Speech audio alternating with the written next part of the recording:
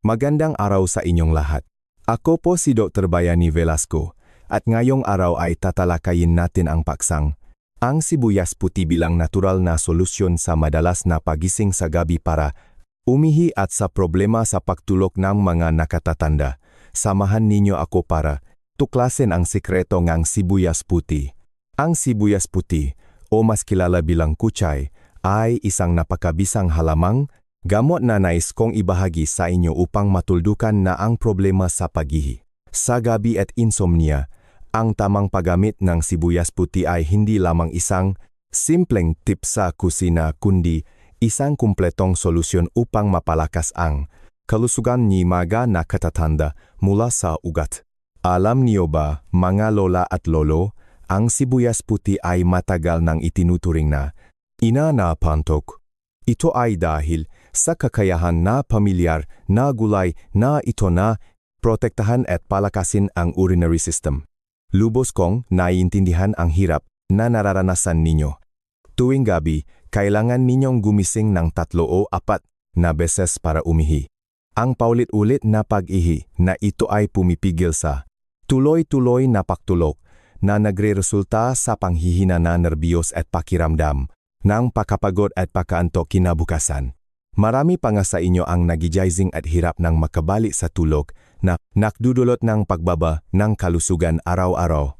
Ngunit huwag kayong mag-alala dahil ngayong araw ay detalyado kung ipapaliwanag ang siyentipikong paraan ng paggamit ng sibuyas puti upang malutas ang problema mula sa bato at pantok sa halip na umasa lamang sa mga pampakalma. Sama-sama nating tutuklasin ang mga simple at madaling gawin na lunas sa bahay. Mula sa murang gulay na ito, kasabay nito, kailangan ko ring bigyan ng babala ang mga mapanganib na pagkakamali na kailangan ninyong iwasan upang hindi makapinsala sa inyong katawan. Upang mas maunawaan ninyo kung bakit ang isang kumpol ngang sibuyas puti ay may ganitong kapangyarihan, ipapaliwanag ko ng detalyado mula sa pananaw ng tradisyonal na medisina. Sa tradisyonal na kaisipan, ang mga ninuno ay naniniwala na ang sakit ay dapat gamutin mula sa ugat at ang sibuyas puti ang halamang gamot na mahusay na gumagawa nito.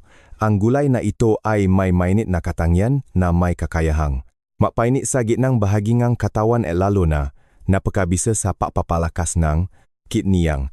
Maari ninyong isipin na ang ating bato ay parang isang pampainit ng katawan. Kung malusog at mainit ang bato, ang lahat ng metabolic activities ay magiging maayos.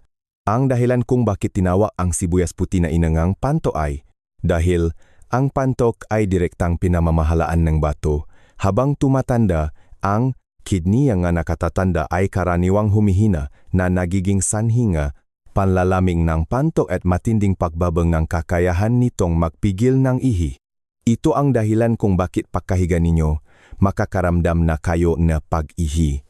Ang mainit na katangian ng sibuyas puti kapag pumasok sa katawan ay makakatulong na painitin ang pantog, palakasin ang key transformation at malinaw na mapabuti ang kakayahan ng mga nakatatanda na kontrolin ang ihi. Kapa ang function name, bato at panto ay napalakas ng husto sa tulong ng sibuyas puti, ang bilang ng beses na kailangan ninyong gumising para umihi sa gabi ay kapansin-napansin bababa. Halimbawa, mula 3 hanggang 4 na beses bawat gabi ay magiging hindi hihigit sa isang beses, o kung minsan ay wala na. Tandaan malola at lolo, ang pagbaba sa bilang ng pag-ihi na ito ay ang gintong susi upang makaroon ng natural, tuloy-tuloy, at walang patit na pagtulog, sa halip na gumamit lamang na mga karaniwang pampakalma upang piliting makatulo ang katawan. Ang paggamit na sibuyas puti ay makakatulong sa atin na lutasin ang ugat ng problema mula sa urinary system. Kapa ang pantok ay tunay na tahimik at maayos na napangalagaan, ang inyong pagtulo ay kusang darating ng mas magaan at mas malalim ng walang paalala o pag-ipon ngang ihitula ng dati, kapa mayos ang sirkulasyon ngang dugo at enerhiya. Salamat sa mainit na katangian ngang sibuyas puti, ang katawan ay magiging mas mainit na makatulong sa inyo na makatulo ng mas malalim. Hindi lamang sa mga mahalagang tradisyonal na kaalaman na ipinamana ng ating mga ninuno, kundi maging ang modernong medisina ngayon ay nakatuklas din ng mga napapanahong siyentipikong ebidensya tungkol sa kakayahan ng sibuyas puti na mapabuti ang pagtulog. Sa mga sariwang tangkayng sibuyas puti, mayroong isang kapansin-pansing damingang magnesium na itinutring na isang gintong mineral para sa nervous system. Ang magnesium ay gumagana tulad ng isang natural na pampakalma na tumutulong na mapawi ang paninigas ni kalamnan at bawasan ang tensyon sa nerbiyos na karaniwang nararanasan ng mga nakatatanda. Kapag naramdaman ninyong mas magaan ang inyong katawan, wala ng pangangatiyo, pagkapago sa makalamnan, iyan ang oras na ang magnesium ay lumilihang pinakamainam na kondisyon para sa inyong katawan na makatulog ng mas madali. Bukod sa magnesium, isa pang mahalagang sangkap na hindi dapat kalimutan ay ang bitamina B6. Ang bitamina na ito ay gumaganap bilang isang mahalagang catalyst sa proseso ng pagsuporta sa katawan sa paggawa na hormone na melatonin, isang hormone na may mahalagang papel sa pagkontrol ng circadian rhythm at nagsisenyas sa utak na oras na para matulog. Hindi lang iyan, sinusuportahan din ng bitamina B6 ang paggawa ng serotonin na kilala bilang hormone ng kaligayahan at kapayapaan. Kapag matatag ang antas ng hormone na ito, mas mahihing kalmado ang inyong pag-iisip, ang mapag-alala, pag-ipon ng ihi o pakiramdam ng kawalan ng katiyakan bago matulog ay unti-unting mawawala. Ang kahangahangang kombinasyon ng magnesium at bitamina B6 sa sibuyas puti ay tulad ng isang perpektong pares na nag-aalaga sa pisikal na katawan sa pamamagitan ng pagpapagaan ng kalamnan at nagpapakalma sa isip sa pamamagitan ng pagpapatatag ng nerbiyos. Dahil sa direktang mekanismo ng pagsuporta sa nervous system, nakakatulong ang sibuyas puti sa inyo na madaling makatulog ng malalim, hindi na kailangang harapin ang problema ng pag-ipon ng ihi ng ilang oras. Ang pagkakaroon ng kumpletong pahinga sa isang relax na kalagayan ay makakatulong sa inyo na mapalakas ang pagaling ng kalusugan pagkatapos ang bawat gabi. Ang pag-aalala tungkol sa pagising para umihi sa gabi ay isa ring psikolohikal na balakid na nagpapahirap sa inyo na makatulog. At ang bitamina B6 na nasa sibuyas puti ay makakatulong sa paglutas nito sa pamamagitan ng pagbibigay ng kapayapaan sa isip. Kapag ang kalamnan at isip ay parehong nakakapapahinga, ang kalidad ng pagtulog ay kapansin-pansing tataas. Bukod sa direktang pagsuporta sa pantok at nervous system, ang sibuyas puti ay nabibigay din ng napakahalagang auxiliary benefits upang magkaroon kayo ng mas komportableng pakiramdam upang mas madaling makatulog. Isa sa mga problema na nararanasan ng maraming nakatatanda ay ang panlalami ng mga kamay at paa sa gabi na nagiging sanhi ng hirap sa pagtulog. Mga lola at lolo, ang mainit na katangian ng sibuyas puti ay makakatulong na mapabilis ang sirkulasyon ng dugo at enerhiya sa katawan. Kapag ang dugo ay tuloy-tuloy na dumadaloy, ang katawan ay unti-unting magiging mainit, lalo na sa mga kamay at paa na lumilihan ng pakiramdam ng pagpapahinga na makatulong sa inyo na madaling makatulog ng malalim at natural. Naniniwala ako na ang mainit na pakiramdam na ito ay ang pinakamahalagang lunas para sa mga madalas na naghihirap sa insomnia dahil sa panlalamig ng katawan o sa mahinang kalusugan. Bukod sa kakayahang mapainit, ang sibuyas puti ay nagtataglay din ng sulfur compounds na gumaganap bilang isang napakabisa na natural na anti-inflammatory agent. Ang mga aktibong sangkap na ito ay may kakayahang patayin ang bakterya sa bituka sa banayad na paraan na sumusuporta sa paglilinis ng digestive system at pag-alis ng mga mapanganib na ahente. Malaki ang kahulugan nito dahil ipinapakita ng katotohanan na ang pamamaga, pananakit ng tiyan o pakiramdam ng kabusugan sa tiyan ay isa sa mga pangunahing sanhi ng pag-ipon ng ihi at pagkapagod sa buong gabi. Kapag malinis ang bituka, At magaan ang pakiramdam ng tiyan, hindi na kayo haharap sa mga hindi komportable na pamamaga na karaniwang nakakagambala sa pagtulog. Ang kombinasyon nega, pagpapabilis, nega sirkulasyon, nega dugo, at paglilinis, nega digestive system ay lumikha ng isang matibay na pundasyon nege kalusugan para sa inyong katawan upang makapagpahinga ng lubusan. Ang isang katawan na mainit mula sa loob at isang maluso na digestive system na walang pamamaga ay ang mga pangunahing salik na tumutulong sa pagtulog na maging tuloy-tuloy at malalim. Masasabing ang sibuyas puti ay gumaganap bilang isang tahimik na tagapagtanggol, na hindi lamang tumutulong na panatilihing tahimik ang pantok kundi tinitiyak din na ang lahat ng operasyon sa loob katawan ay tumatakbo ng mayos dahil sa komprehensibong proteksyon na ito, pagdating ng gabi, makakaramdam kayo ng kagaanan, madaling makatulog at makakaranas ng isang maliwanag na umaga na may saganang panunumbalik na enerhiya. Ngayon, ipapaliwanag ko ng detalyado sa inyo ang dalawang paraan ng paghahanda na sibuyas puti bilang isang napakasimple ngunit napakabisang inumin na lunas sa paghihisa gabi at sa pagpapatatag ng pagtulog. Una, ang pinakapopular at pinakamadaling gamitin ay ang pinakuluang tubig ng sibuyas puti. Ang paraan na ito ay lalo na angkop para sa mga may sensitibong digestive system o hindi makatagal sa matalas na amoy ng sibuyas puti kapag sariwa pa. Upang gawin ito, mahanda ng humigit kumulang 100 gramo ng sariwang sibuyas puti. Bigyan ng prioridad ang pagpili ng mga tangkay ng sibuyas puti na may madilim na berde, matibay na dahon dahil iyon ang mahalaman na naglalaman ng pinakamaraming nutrients.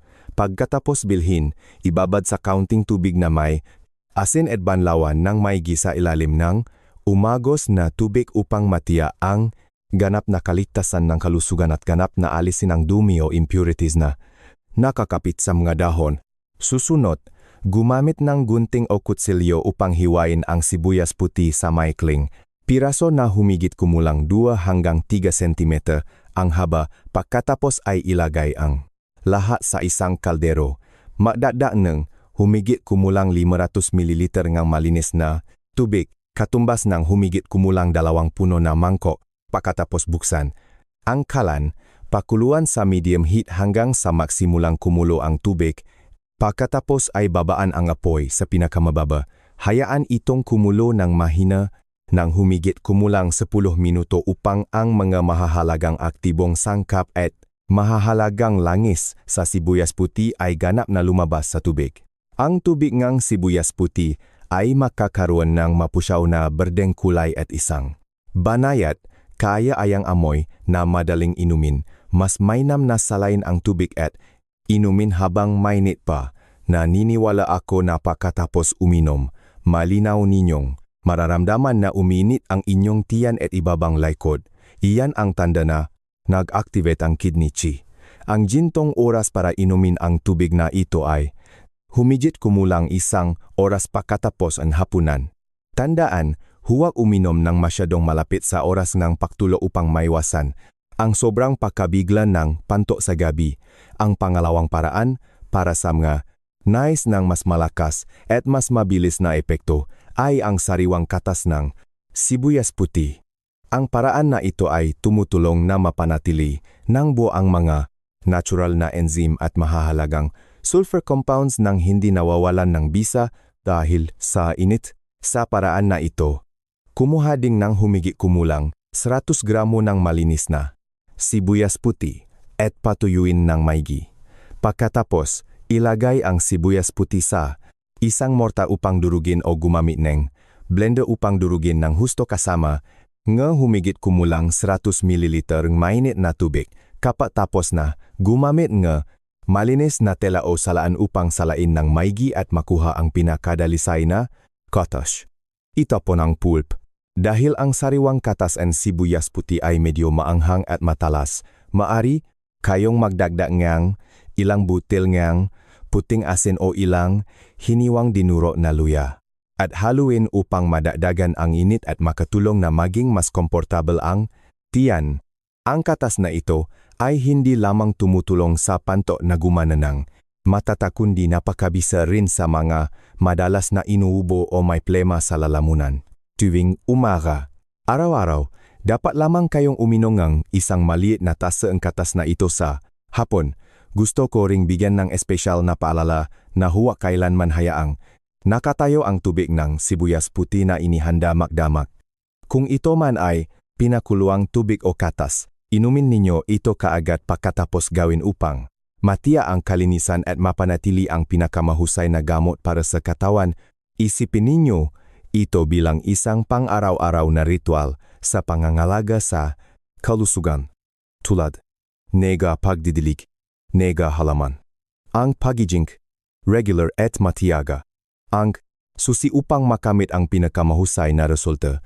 Ang patuloy na paggamit ng isa sa dalawang paraan na ito ay makakatulong na mapalakas ang inyong kitniki sa gayon ay magiging mas malusog ang pantog at hindi na magugulo ang pagtulog dahil sa paghihi sa gabi. Bukod sa mainumin na lunas, ang matalinong pagdaragdag ng sibuyas puti sa pang-araw-araw na dieta sa pamamagitan ng mga pakaing gamot ay isang napakagandang paraan upang mapalakas ang inyong katawan sa matagal na panahon at mas madaling mapanatili.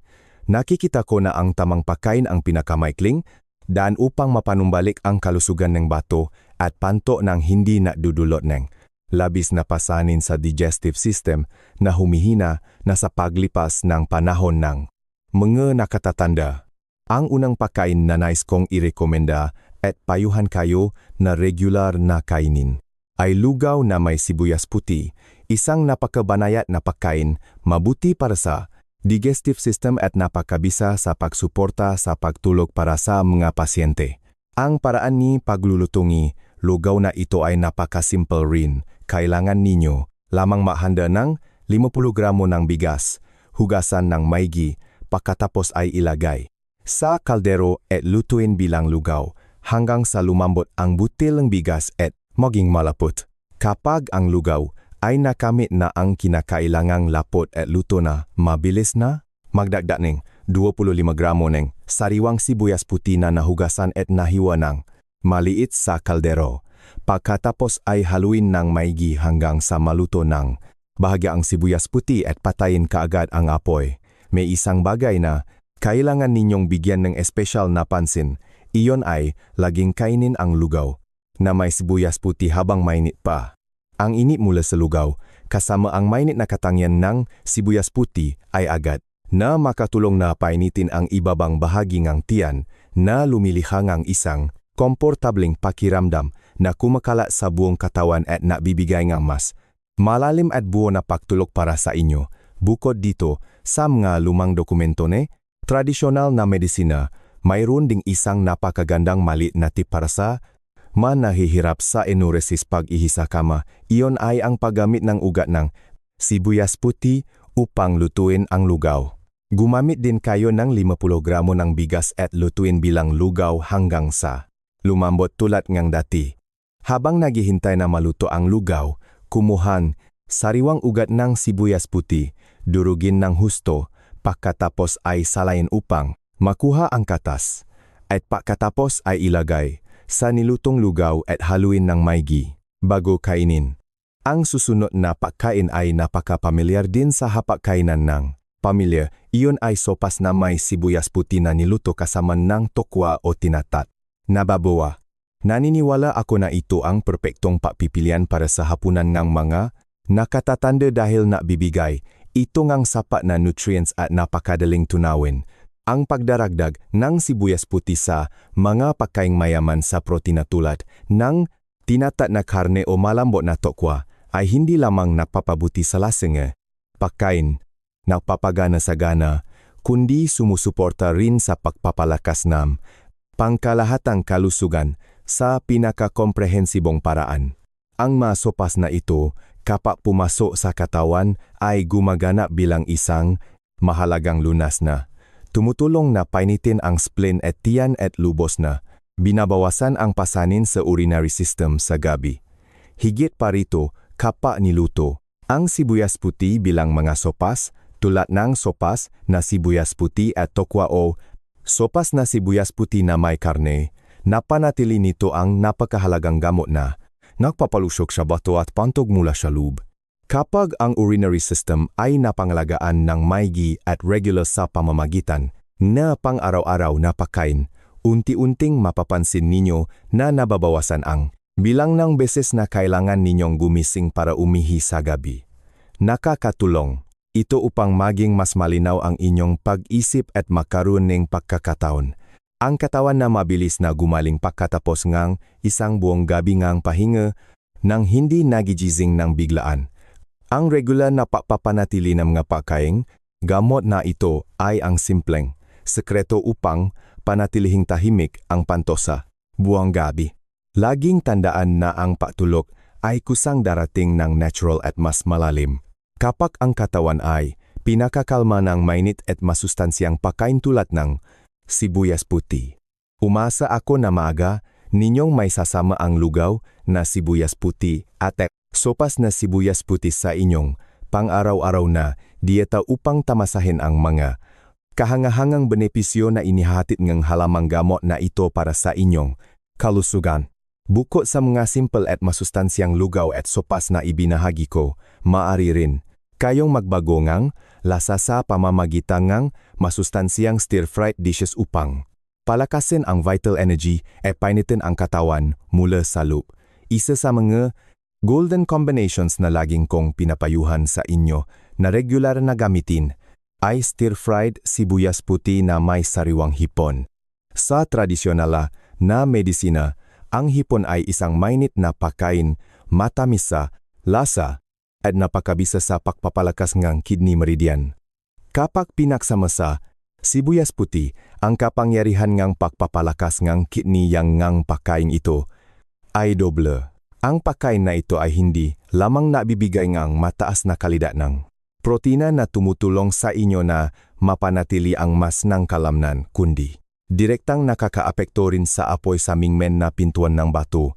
Kapag ang apoy ng bato ay napalakas at mainit, ang madalas na paihidahil sa malami na panto ay mabilis na mapapabuti. Upang makamit ang pinakamahusay na resulta, iprito muna ang hipon na may kaunting pampalasa. Pagkatapos ay idagdag ang sibuyas puti at mabilis na haluin sa mataas na apoy upang maluto ng bahagya ang sibuyas puti, mapanatili ang sariwang berdeng kulay at makuha ang lahat ng mahalagang langis. Bukod pa rito, ang sibuyas puti na niluto kasama nga il ay isa ring napakagandang lunas sa pagpapalakas ng kiat dugo, lalo na para sa mga madalas na nakakaramdam ng pananakit ng tuhod, pananakit ng likod o mga taong paya at maputla. Ang il ay kilala bilang isang ginseng sa ilalim ng tubig dahil sa malakas nitong epekto sa pagpapalakas ng mabuto at kalamnan at pagdaragdag ng chi at dugo. Ang kombinasyon ng masustansyang karne nel at sibuyas puti ay lumilihang isang pagkain na may kakayahang painitin ang meridian na tumutulong sa dugo na dumaloy ng tuloy-tuloy hanggang sa mga dulo ng daliri sa kamay at paa. Kapag ang ki at dugo sa katawan ay sagana at mayos ang sirkulasyon, hindi na kayo makakaramdam ng pag-alala o pag-ipon ng hituing gabi. Dahil dito, ang pagtulog ay magiging mas payapa at malalim. Tandaan kapag nagluluto ng il, linisin ng maigi ang bahaging malapot at maaring magdagdaeng counting. Paminta upang mas maging mainit ang pagkain sa tiyan. At mayroong isang maliit ngunit napakahalagang lihim na nais kong tandaan ninyo upang madagdagan ang bisa. Iyon ay ang kombinasyon ng sibuyas puti at sariwang luya. Kung madali kayong nilalamig, nakakaranas ng maluwag na dumi o laging malami ang mga kamay at paa, tandaan na magdagdag ng ilang hiwangan luya kapag nagluluto ng tubig ng sibuyas puti o kapag naghahanda ng magkaing may sibuyas puti. Ang luya ay may mainit na katangian na may kakayahang magpakalat ng lamig. Kapag sinamahan ng sibuyas puti, liliha ito ngang isang perpektong pares na tumutulong na buksan ang mga barado sa daluyan nega dugo at pasiglahin ang circulatory system na gumanin ng mas malakas. Ang pagpapainit sa katawan mula sa loob sa tulong ng sibuyas puti at luya ay makakatulong na patatagin ang tibok ng puso at palakasin ang nervous system na lumilihang ng pinakamainam na kondisyon para sa inyo na makatulog ng mas madali. Naniniwala ako na ang pag-alaga sa katawan gamit ang mga pamilya na pagkain na tulad nito ay hindi lamang makatulong sa inyo na makatulog ng mas mahusay, kundi mabibigay din ng sariwang pag-iisip at mas matibay na kalusugan araw-araw. Upang tunay na may pakita ang lahat ng kahangahangang benepisyo ng sibuyas puti, napakahalaga na sundin ang mga alituntunin sa dosis at paraan nga paghahanda. Bagaman ang sibuyas puti ay isang banayad na gulay, hindi tayo dapat mag-abuso ng masyadong marami sa isang araw. Ayon sa payo nga eksperto sa kalusugan, araw-araw, dapat lamang gumamit ng humigit kumulang 30 gramo hanggang sa maksimum na 100 gramo ng sariwang sibuyas puti, sapat na upang mapalakas ang katawan ng hindi nagdudulot energy pasaning sa digestive system. Ang paggamit na labis na dosis ay maring maging sanhinga labis na init sa katawan dahil sa malakas na mainit na katangian ng sibuyas puti. Tungkol sa paraan ng paghahanda, mayroong isang gintong patakaran na nais kong laging tandaan ninyo. Iyon ay huwag kailanman lutuin ang sibuyas puti ng sobra. Kapag nagluluto kayo ng sopas o lugaw, maghintay hanggang sa ganap na maluto ang paggay na napanatili na ang tamang lasa. Pagkatapos ay idada ang hiniwang sibuyas puti at haluin ng maigi at patayin kaagad ang apoy. Ang sobrang pagluluto ng sibuyas puti sa mataas na apoy ay mawawaldas sa lahat ng natural na bitamina at magpasingaw sa mahahalagang sulfur compounds na siyang kaluluwa ng halamang gamot na ito. Masyadong maluto ang sibuyas puti at magiging matalas ang amoy at napakahirap kainin. Bukod pa rito, kapag gumagamit ng mga nilagang tubig ng sibuyas puti, dapat itong inumin habang mainit pa upang makamit ang pinakamahusay na resulta para sa spleen at tiyan at makatulong sa kidney na dumaloy ng madali. Isa pang mahalagang paalala na kailangan kong ulit-ulitin ay dapat lamang kayong gumamit ng sariwang sibuyas puti. Mahigpit kong pinapayuhan na huwag gumamit ng sibuyas puti na lanta, naging dilaw o may masenyalas ng pagkasira dahil sa oras na ito ang bisa ng gamot ay lubos ng nabawasan. Lalo na sa mga pagkaing may sibuyas puti na naluto na, subukang ubusin ito sa oras ng pagkain. Huwag kailanman hayaan ang lutong sibuyas puti na nakatayo magdamak at pagkatapos ay painitin muli upang kainin. Dahil sa oras na ito, ang sibuyas puti ay maring makabuo nga sangkap na hindi mabuti sa kalusugan. Ang pagiging maingat sa bawat hagbang ng pagpili at paghahanda ay ang paraan upang mahalin at protektahan ninyo ang inyong katawan sa pinakamatata na paraan. Isipin ang sibuyas puti bilang isang sensitibong kasama na nangangailangan ng pangangalaga at tamang paggamit upang makaroon ni mahimbing na pagtulo at saganang kalusugan. Bagaman ang sibuyas puti ay isang mahalagang halamang gamot na nakakatulong na gamutin ang problema sa paghihis sa gabi, kailangan kong bigyang diin sa inyo ang isang napakahalagang bagay. Hindi tayo dapat maging kampante sa mga abnormal na senyales mula sa katawan. Kung nakikita ninyo na ang inyong problema sa pag-ihi sa gabi ay hindi lamang dahil sa pagina ng function ng bato malamig na pantog, dahil sa edad kundi sinamahan ding kakaibang sintomas, pinapayuhan ko kayo na kumonsalta kaagad sa mga pasilidad na medisina upang makpa-check up. Lalo na kung napapansin ninyo na mabilis at malinaw kayong pumapayat ng walang malinaw na dahilan o tuwing umihi ay nakakaramdam kayong pananakit, hirap sa pag-ihi o madalas na pag-ihi. Ito ang oras na ang katawan ay nabibigay nga senyales ng babalat tungkol sa isang kalagayan ng kalusugan na nangangailangan ng espesyalistang interbensyon.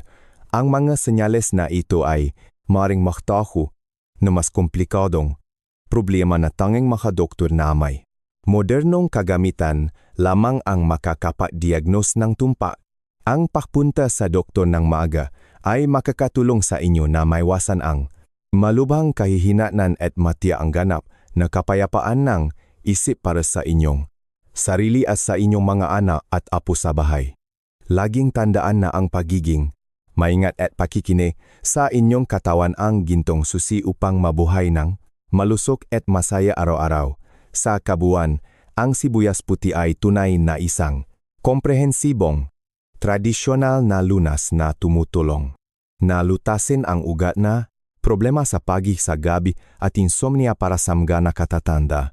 Kapag ang panto ay napakakalma at napanatili ng tahimik sa tamang paraan, ang pagtulo ay kusang darating ng natural at mas malalim bawat gabi. Simulan na ninyo ang paggamit ng mga paraan na ito, ngunit tandaan na sundin ng mahigpit ang mga paalala tungkol sa mainit na kalagayan ng katawan at sa mga ipinababawal na pagkain upang matiyak ang ganap na kaligtasan ng kalusugan. Kung nais ninyong malaman ng mas detalyado kung ang inyong partikular na sintomas ay maaaring gamitan NG sibuyas puti sa matagal na panahon, magiwan NG komento upang ibahagi ang inyong kalagayan sa kalusugan upang makakuha ng pinakadetalyadong gabay. Ang maimpormasyong ito ay para lamang sa sanggunian. Laging kumonsulta sa isang espesyalista upang makakuha ng pinakatumpa na medical na diagnosis. Manatili tayong malusog at magkaroon ng mahimbing na pagtulog.